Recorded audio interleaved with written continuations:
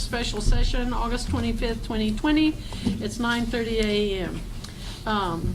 It's a special meeting for Commissioners Court and it was published in the Polk County Enterprise on July 26, 2020. A copy of the proposed subdivision regulations were placed for viewing on the Polk County website, and the takings impact assessment was also on there. So Commissioners Court will consider full approval of the plan during the regular session to be held at 10 a.m. following the public hearing. Do we have anybody that has shown interest in attending the public hearing? I haven't had a call on it. Okay, shall we have Mr. Bass do the presentation so that we have for discussion, and then you all can ask some questions so we can proceed? Sounds good. Sounds Okay. good to me. Thank you. I want to thank you all and Carrie for her hard work, and she's done a good job of putting this package substantially together and monitoring it and so forth and so on. And I appreciate her assistance as well. What I would like to do is just do a brief overview of the ordinance, kind of what's in it and why that's in it, and answer questions if you have any. Generally speaking, the purpose of rural subdivision regulation outside of the municipality is to give... Let me go get Becky, because she's going to be helping these Okay. gentlemen a lot, their offices, and that way she can listen in to the presentation. Is to just basically make sure that infrastructure and development is done in an orderly manner, and that it meets certain minimum standards, so that 10, 15 years from now, when the developer has sold lots and gone on to other projects, that you have some assurance that that infrastructure will remain viable and not have the burden of maintaining that by the county. Now, the county can, but is not required to assume maintenance of subdivision streets. We've got some provisions in here, but let's go through the ordinance very quickly. I'm not going to try to read it by any means, but on page 5 of the draft is sort of a non-exclusive but general statement of the applicable law that gives you authority over certain aspects of subdivision regulation. That's found in not only in the local government code, public health and safety code, transportation code, water code, so forth and so on. So courts can only do what they're authorized to do, so we've tried to articulate those things that give you authority in regard to subdivision regulation. On page 6, we have a general definition of what is a subdivision, and then when a plat is required. Very generally speaking, anytime you divide lots into 2 or more parts, potentially that is a subdivision of land. There are exceptions that are contained in the statutes that we've carried over into the regulation, so that not every division of land requires a plat, but particularly when there are internal roads or public areas, common areas and the like, that's a major trigger for subdivision regulation. Enforcement of the regulation is with this court, and you can utilize your county attorney or outside counsel to seek injunctive relief, and in some circumstances there's even criminal violations for subdivision of land that follows under the regulation that is not submitted to you for approval. Where in rare cases, but it's possible that because of unique circumstances on the ground, a developer would not be able to comply with the regulations, and under those circumstances they can ask for a variance, and this court has jurisdiction to consider that. Section 4 on page 9 lays out your bond or security requirements for a development. That's to assure you that the development will, number one, will be built. There's a bond up for construction. There's a bond that stays in place for maintenance for a minimum of 2 years after the completion to make sure that the infrastructure is in fact built. You will later see certain specifications that are required of the roads and the drainage and the like in the subdivision. But that 2-year period kind of is your test period, and you can require the developer to bring that road back into repair if it falls out of repair.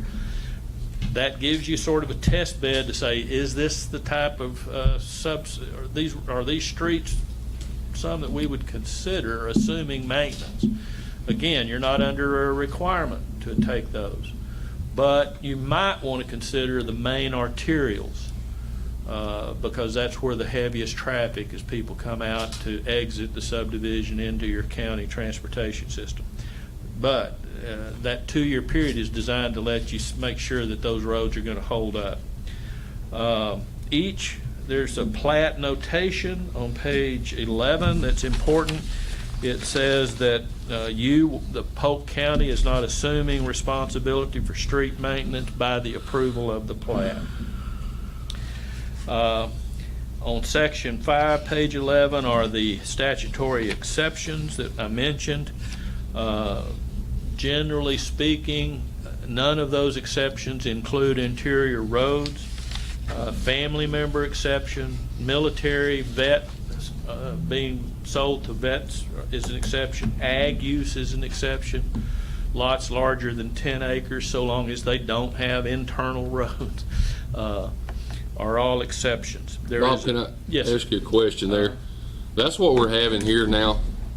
A lot of development on existing county roads. There's timberlands for sale. They're buying it. They're busted up, and a lot of them have lots over 10 acres. Some of them have 5-acre tracts on them, things like that.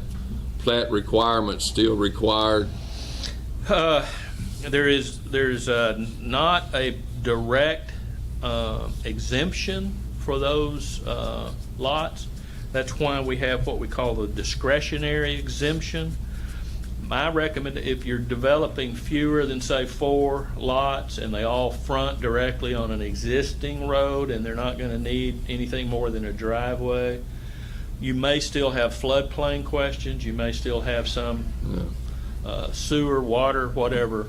So I would recommend you treat those subdivisions under your discretionary exemption. It's not exempt per se, but you could grant an exemption.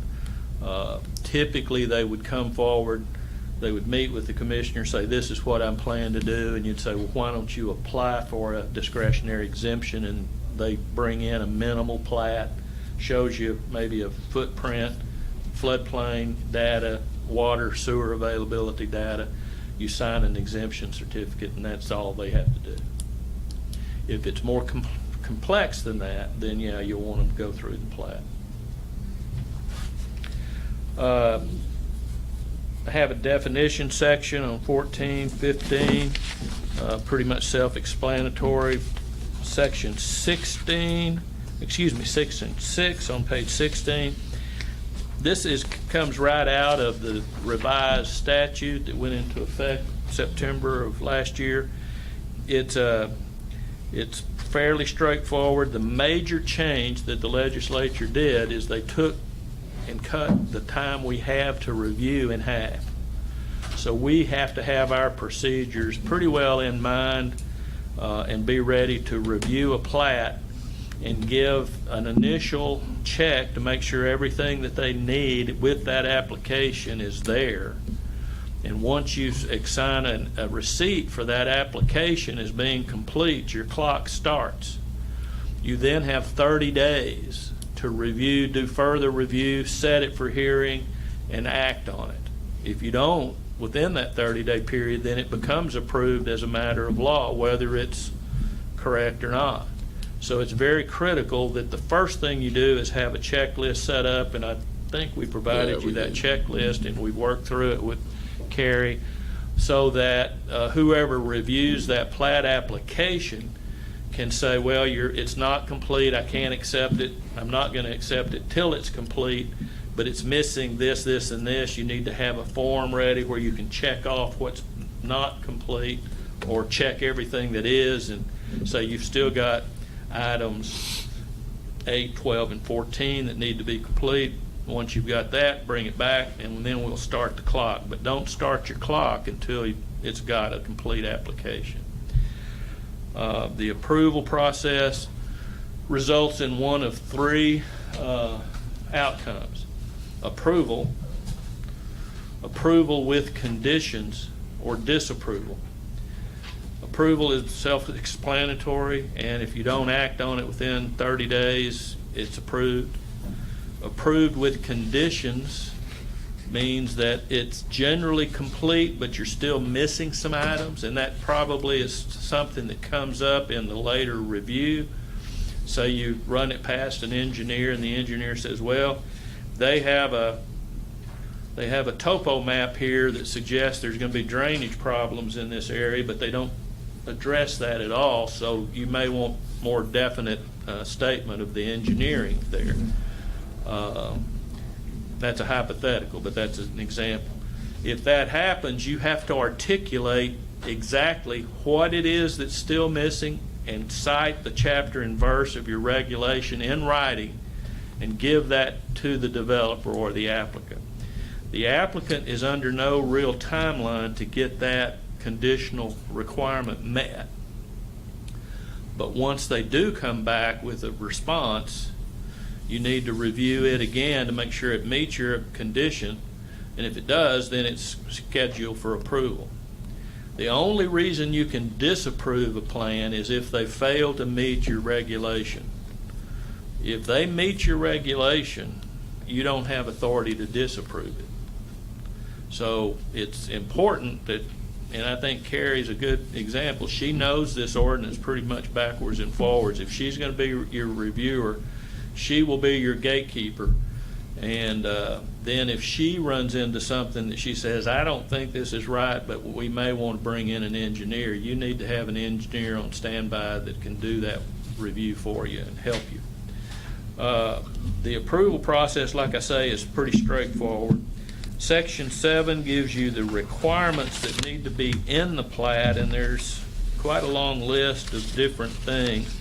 I had a hearing in another county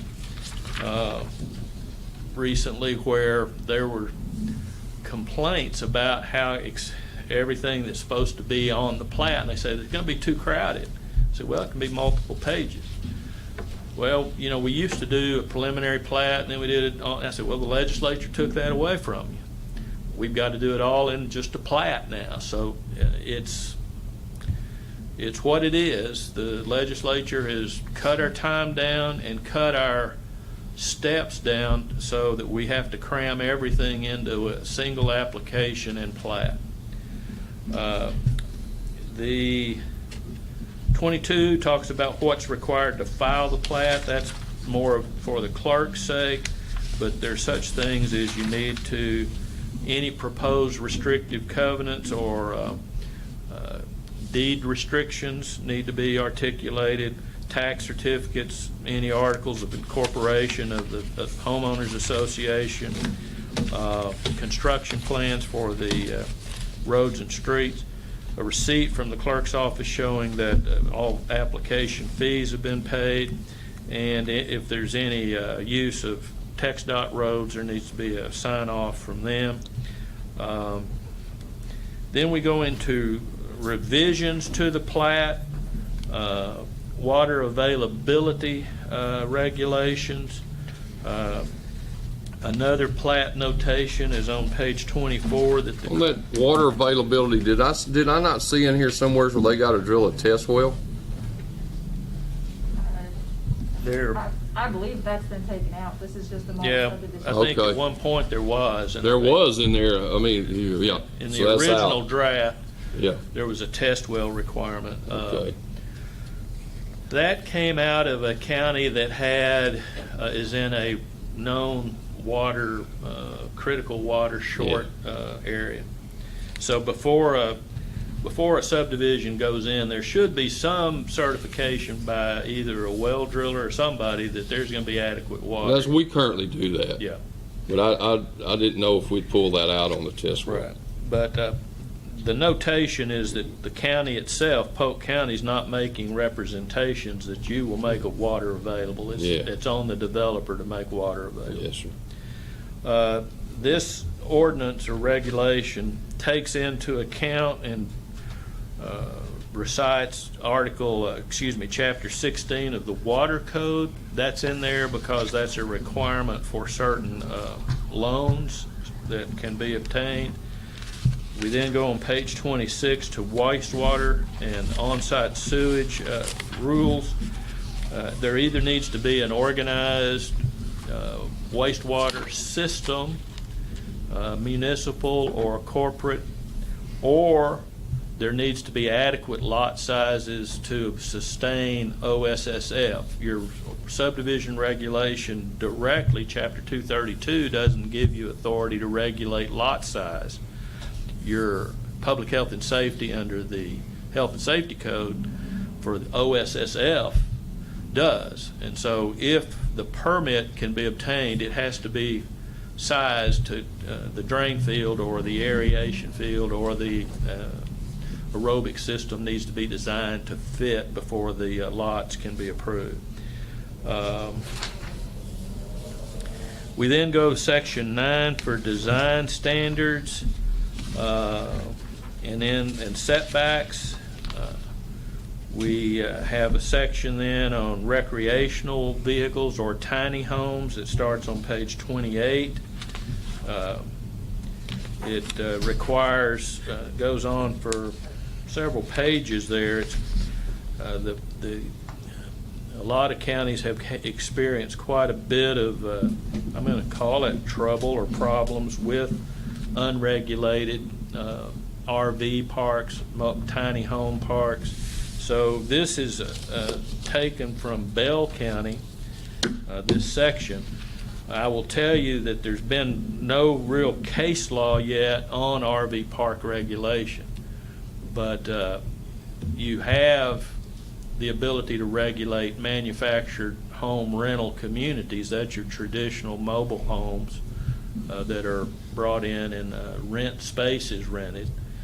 But RV parks generally fall under your general subdivision, and we've added this section for more clarity on that regard. On page 35, section 11, we have provisions for utility easements, drainage easements, stormwater discharge permits. Section 12 pertains to floodplains and different rules that might apply during a floodplain. Section 13 is your roadway specifications on page 38. This sets out your minimum standards for road construction. It talks about minimum widths of right-of-ways and the base, subgrade, base material setbacks, whether or not cattle guards are to be permitted, so forth and so on. Section 14 allows for the county to do final inspections. They can begin, you will approve their plat, but you would continue to monitor the infrastructure as it is developed and flag any substandard installation of infrastructure, and you have the ability to stop the work or penalize substandard work, or in a worst case scenario, should the developer have gone broke or no longer available, you can foreclose on the bond. The county can complete the project using bond proceeds, not as opposed to public money. And if you were to ever have to do that, that use of bond proceeds is not something that would require you to continue to maintain that road afterward, but it would let you get the project finished so that hopefully the number of lots sold would then generate sufficient tax revenue that you would maybe perhaps at a later date decide to take it. Now that's a very fast walkthrough. There are then appendices that are referenced in the ordinance attached A checklist is attached.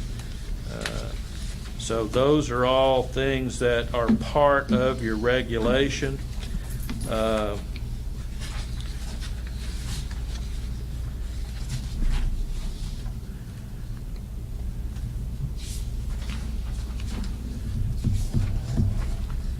Making sure we're catching everything.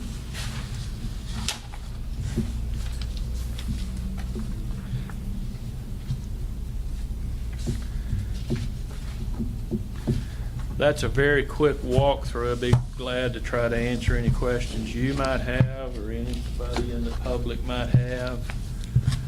Like I say, this is an ordinance that has been sort of cobbled together over the last 5 or 6 years from different places. We kind of have used it as a template, working with Carrie, and then y'all getting feedback to her. That's kind of how we came to this document.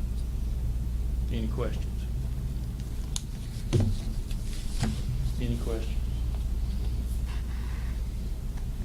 All right. Thank you. Thank you. Appreciate it.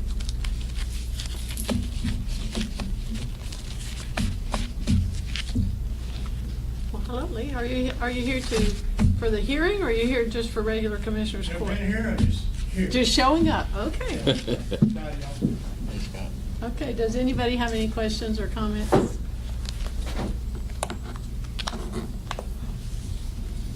Well, I don't think anyone from the public is here to comment.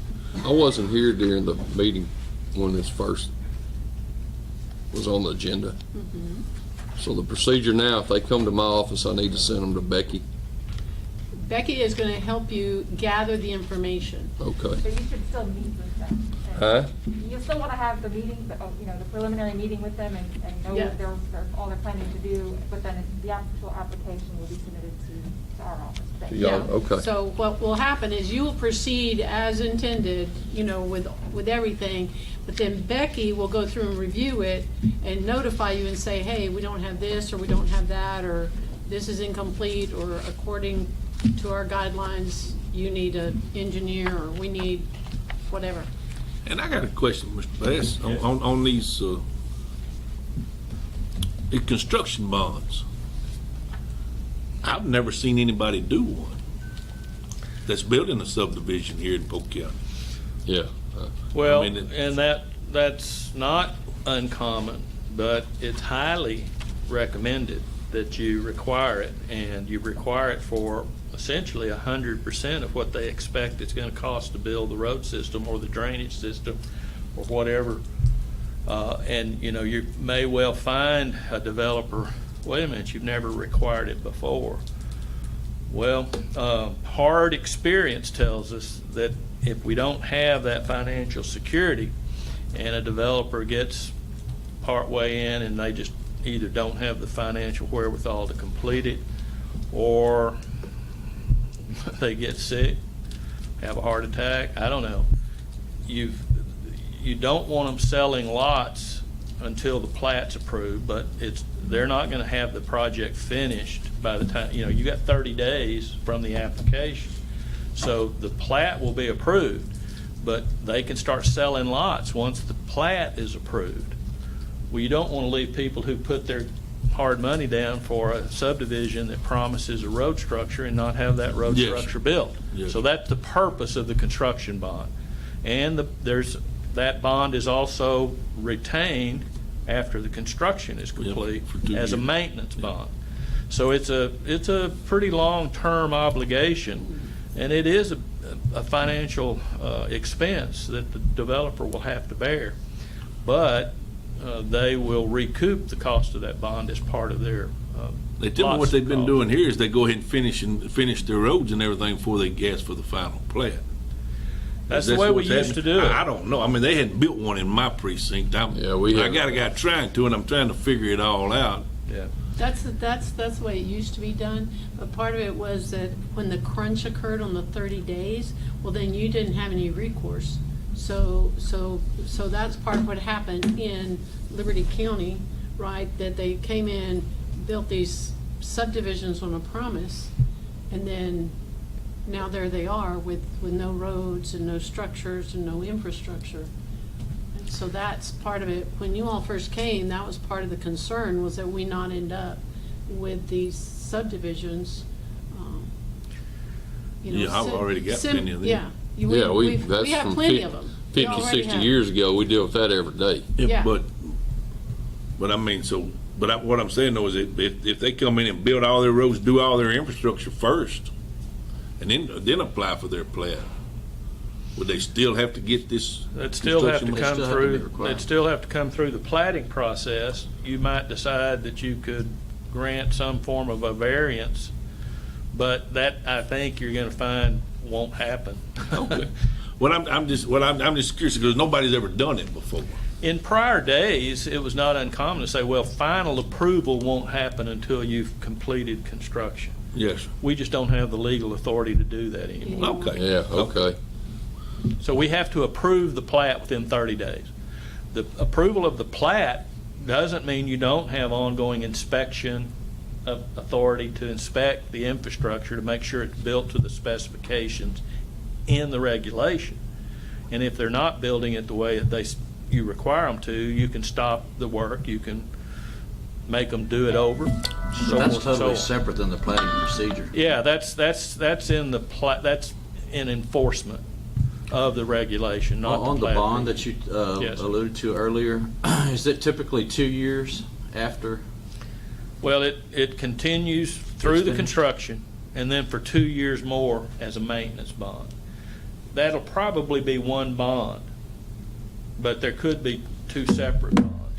Each needs to be adequate in value to cover both the construction of that infrastructure and then the maintenance of it. And it needs to be a surety bond, a cash bond, which you probably will never see, or a letter of credit. You've got options on how to secure it. It's up to the court on how to secure it. Any other?